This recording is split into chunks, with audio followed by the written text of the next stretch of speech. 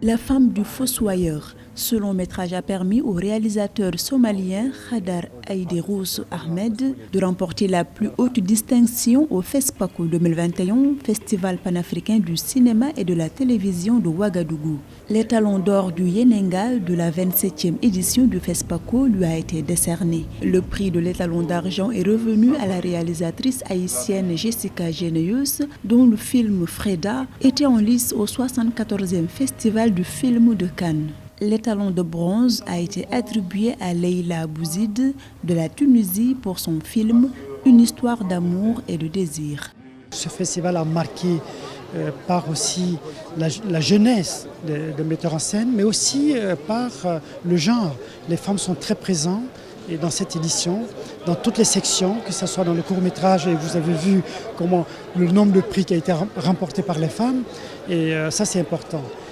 Et notre palmarès, quand l'étalon, le bronze va à une femme, l'argent va à une femme, et que l'or aurait pu aussi aller à une femme. Et je dis ça, c'est quelque chose de bien. Mes premières pensées vont à la réalisatrice Jessica et à Jean-Marie Gigon, mon coproducteur. On a formé une équipe de 3 personnes pour porter ce projet et là-dessus, je pense aux deux. Je leur ai dit on l'a fait, on est arrivé et on a obtenu cet étalon d'argent tant convoité en fait.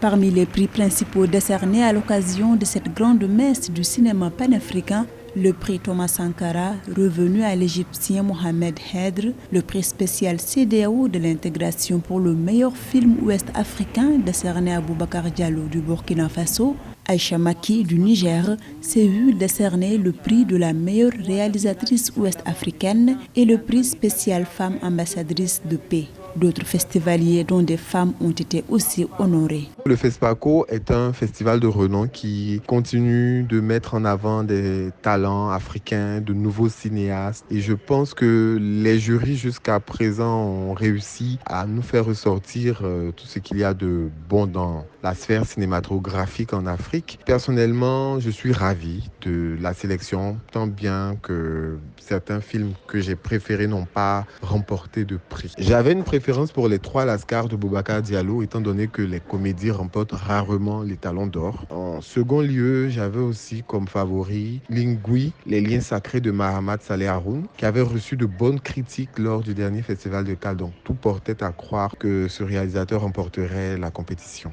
Le Sénégal était le pays invité d'honneur de cette édition.